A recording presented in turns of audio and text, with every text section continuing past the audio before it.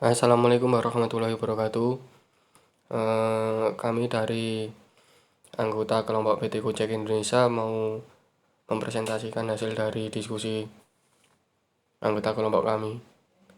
Anggota kelompok kami yaitu yang pertama saya sendiri Rifki Usada Amiruddin, NIM B101800569. Selanjutnya Aziz Sardian Putra, NIM B101800602. Selanjutnya Indra Prastika, NIM B101800563. Untuk deskripsi PT Gojek sendiri, Gojek sebelumnya ditulis GOJEK, itu bisa disebut Gojek merupakan sebuah perusahaan teknologi asal Indonesia yang melayani angkutan melalui jasa ojek. Perusahaan ini didirikan pada tahun 2010 di Jakarta oleh Nadiem Makarim. Saat ini Gojek telah tersedia di 50 kota di Indonesia. Hingga bulan Juni 2016, aplikasi Gojek sudah diunduh sebanyak hampir 10 juta kali di Google Play pada sistem operasi Android dan telah tersedia di App Store. Gojek juga mempunyai layanan pembayaran digital yang bernama GoPay. Selain Indonesia, layanan Gojek kini telah tersedia di Thailand, Vietnam, dan Singapura. Gojek didirikan oleh Nadiem Makarim, warga negara Indonesia lulusan Master of Business Administration dari Harvard Business School. Ide mendirikan Gojek muncul dari pengalaman pribadi Nadiem Makarim menggunakan transportasi ojek hampir setiap hari keempat kerjanya untuk menembus kemacetan di Jakarta. Saat itu Nadiem masih bekerja sebagai co-founder dan managing director Yalura Indonesia dan Chief Innovation Officer Kartuku. Sebagai seorang yang sering menggunakan transportasi ojek, Nadiem ternyata sebagian besar waktu yang dihabiskan oleh pengemudi Gojek hanyalah sekedar mangkal menunggu penumpang. Padahal pengemudi Gojek sendiri mendapatkan penghasilan lebih banyak bila terus mencari penumpang. Selain itu, melihat ketersediaannya, jenis transportasi ini tidak banyak transportasi lain sehingga seringkali cukup sulit untuk dicari. Ia menginginkan ojek yang bisa ada setiap saat dibutuhkan. Dari pengalamannya tersebut, Nadiem Makarim melihat adanya peluang untuk membuat sebuah layanan yang dapat menghubungkan penumpang dan dengan pengemudi ojek. Pada tanggal 13 Oktober 2010, Gojek resmi berdiri dengan 20 orang pengemudi. Pada saat itu, Gojek masih mengandalkan call center untuk menghubungkan penumpang dengan pengemudi ojek. Pada pertengahan 2014, berkat popularitas Uber kala itu, Nadiem Makarim mulai mendapatkan tawaran investasi. Pada tanggal 7 Januari 2015, Gojek akhirnya meluncurkan aplikasi berbasis Android dan iOS untuk menggantikan sistem pemasaran menggunakan call center. Untuk visi misinya PT Gojek Indonesia, visinya membantu memperbaiki struktur transportasi di Indonesia, memberikan kemudahan bagi masyarakat dalam melaksanakan pekerjaan sehari-hari seperti pengiriman dokumen, belanja harian dengan menggunakan layanan fasilitas kurir, serta turut mensejahterakan kehidupan tukang ojek di Jakarta dan Indonesia ke depannya. Misinya yang pertama, menjadikan PT Gojek Indonesia sebagai jasa transportasi tercepat dalam melayani kebutuhan masyarakat Indonesia. Yang kedua, menjadikan PT Gojek Indonesia sebagai acuan pelaksanaan kepatuhan dan tata kelola struktur transportasi yang baik dengan menggunakan kemajuan teknologi. Yang ketiga, meningkatkan kepedulian dan tanggung jawab terhadap lingkungan dan sosial. Yang keempat, memberikan layanan prima dan solusi yang bernilai tambah kepada pelanggan. Untuk analisis eksternal, mikro, untuk ancamannya yang datang dari luar sangat diperhatikan oleh PT Gojek Indonesia karena akan berpengaruh dengan tingkat penjualan dan akan kehilangan pelanggan baik konsumen baru maupun konsumen loyal. Ancaman yang dihadapi PT Gojek Indonesia adalah semakin banyak berdirinya usaha yang sejenis sehingga bisa memberikan kompetisi tersebut. Untuk peluang-peluang yang dimiliki selanjutnya, untuk peluang-peluang yang dimiliki PT Gojek Indonesia dapat dimanfaatkan secara maksimal oleh Gojek untuk meningkatkan penjualannya, yaitu memiliki pasar yang potensial untuk bertumbuh. PT Gojek Indonesia telah resmi beroperasi di 15 kota besar di Indonesia dan akan terus bertambah, bermitra dengan sekitar 200.000 pengendara ojek yang berpengalaman dan terpercaya di Indonesia. Kebutuhan masyarakat akan jasa transportasi kendaraan roda 2 yang semakin tinggi.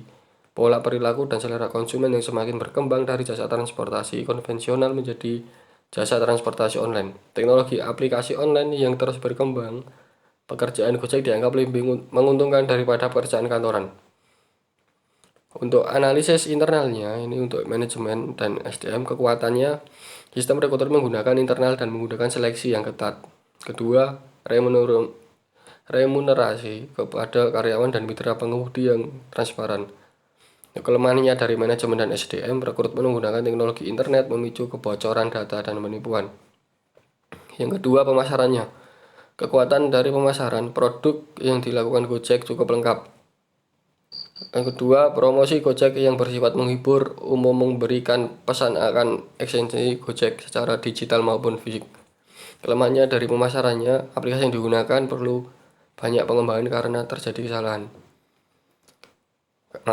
sering terjadi kesalahan. Yang ketiga, mengenai keuangan dan akuntansinya, kekuatannya yaitu salah satu tombak utama sebuah perusahaan. Gojek adalah seorang investor sebagai sumber dana. Investor juga secara tidak langsung memberikan penghasilan untuk perusahaan ojek online. Kedua, cara Gojek mendapatkan keuntungan dengan bekerja sama dengan beberapa brand lain untuk memasang iklan. Untuk kelemahannya dari keuangan dan akuntansi, kelemahannya manajemen keuangannya terkadang belum menunaikan tugasnya dengan baik dan benar. Untuk yang selanjutnya, ini produk dan produksi dan operasi. Kekuatan produksi atau operasi PT Gojek sangat mudah dijangkau oleh kaula muda maupun tua dengan menggunakan gadget. Kelemahannya, dengan banyaknya promo-promo tersebut, terkadang driver Gojek dapat mengantri sangat panjang dan itu menurunkan produktivitas para driver Gojek tersebut. R&D, kekuatannya pada PT Gojek dapat menghasilkan suatu produk modal yang mempunyai nilai validasi tinggi sebab produk tersebut dihasilkan melalui uji coba di lapangan. Untuk kelemahannya, dalam melakukan penelitian, pengembangan PT Gojek dibutuhkan sumber dana dan sumber daya yang cukup besar sebab ada produk atau layanan yang harus dihasilkan. Untuk yang selanjutnya itu ada SIM atau SIM, kekuatannya dengan sistem informasi manajemen. Nah, SIM itu sistem informasi manajemen pada PT Gojek memudahkan untuk pengambilan keputusan secara cepat dan tepat. Yang kedua, memudahkan dalam informasi yang digunakan dalam merencanakan, mengendalikan, dan mengevaluasi yang telah terjadi pada PT Gojek. Untuk yang B, kelemahan.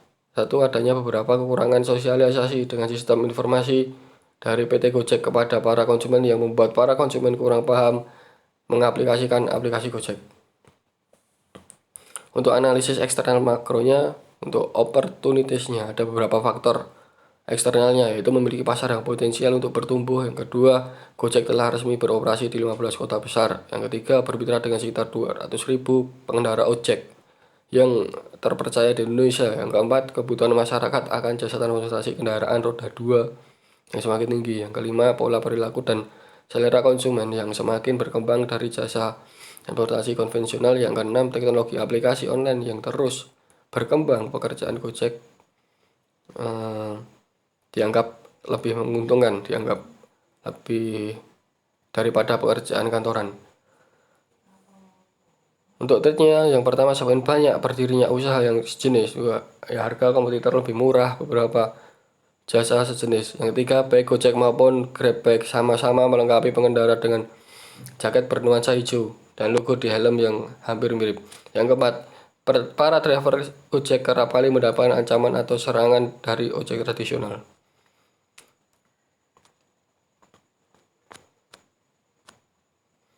Berdasarkan hasil dari metrik di atas, diketahui bahwa faktor eksternal PT Gojek Indonesia mempunyai nilai 2,655 seperti pada metrik IFE. Berapapun jumlah peluang dan ancaman utama yang dimasukkan metrik IFE, total nilai rata-rata tertimbang sekitar antara yang terendah 1,0 dan tertinggi 4,0 dan rata-rata 2,5. Walaupun nilai faktor eksternal PT Gojek Indonesia di atas rata-rata 2,5, PT Gojek Indonesia harus tetap berupaya maksimal untuk memanfaatkan peluang eksternal dan menghindari ancaman yang dapat mempengaruhi perusahaan. Untuk analisis SWOT dan BCG-nya, ini untuk strength-nya, yang pertama, pelopor layanan ojek online di tanah air dengan merek yang mudah diingat, dengan bobot dan peringkat rata-rata yang tertera di layar. Untuk yang selanjutnya mengenai yang kedua, selain mengantar customer ke tempat tujuan sebagai kurir yang mengantar barang, juga layanan shopping dengan GoFood untuk memberi makanan. Ketiga, kemudahan pemesanan melalui online bisa dari smartphone. Yang keempat, tidak perlu khawatir soal uang kembali, soalnya ada banyak uang tuan dengan GoPay lewat ATM dan lain-lain.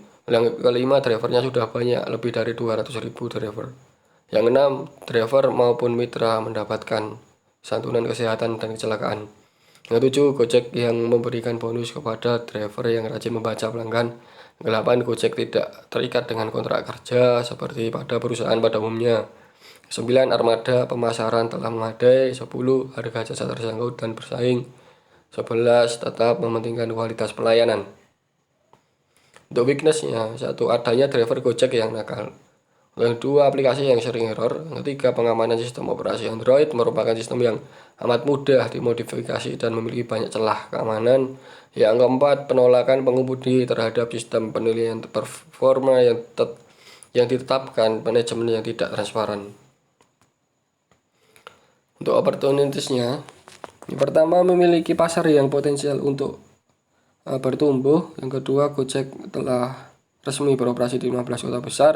3, bermitra dengan sekitar 200.000 pengendara. Yang keempat, kebutuhan masyarakat akan jasa transportasi kendaraan roda 2 yang semakin tinggi. Yang kelima, pola perilaku dan konsumen yang semakin berkembang. Yang keenam, teknologi aplikasi online yang terus berkembang. Untuk trade-nya, semakin banyak berdirinya usaha sejenis. Harga kompetitor lebih murah untuk beberapa jasa sejenis. Yang ketiga, baik Gojek maupun Grab sama-sama melengkapi pengendara dengan jaket bernuansa hijau. Untuk BCG-nya, Star Bintang yang termasuk dalam kategori Star atau Bintang adalah produk atau unit bisnis yang memiliki pangsa pasar yang dominan dan pertumbuhan yang cepat. Penumpang maupun pengantar makanan GoFood ini berarti produk-produk yang dihasilkan merupakan produk-produk terkemuka yang diminati oleh pasar. Perusahaan membutuhkan banyak investasi untuk mempertahankan posisi produk-produk tersebut dan untuk mendukung pertumbuhan lebih lanjut serta mempertahankan keunggulan-keunggulan atas produk tersebut agar dapat tetap bersaing dengan produk kompetitor lainnya.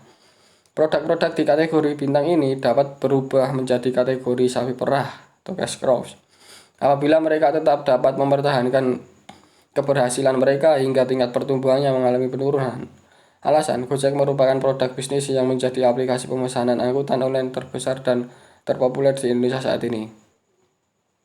Untuk memilih strategi terbaik seperti yang ada di layar, untuk integrasi horizontalnya, persyaratan harus ketika perusahaan bisa mendapatkan karakteristik monopoli dan area atau daerah tertentu. Selanjutnya, ketika perusahaan dalam bersaing industri jasa transportasi yang berkembang. Selanjutnya, ketika meningkatnya skala ekonomi memberikan keunggulan kompetitif yang besar. Selanjutnya, ketika perusahaan memiliki talenta manusia dan modal yang dibutuhkan untuk mengelola organisasi. Ketika pesaing kebingungan karena kurangnya keahlian dan pengetahuan atau memiliki kebutuhan atas sumber daya tertentu.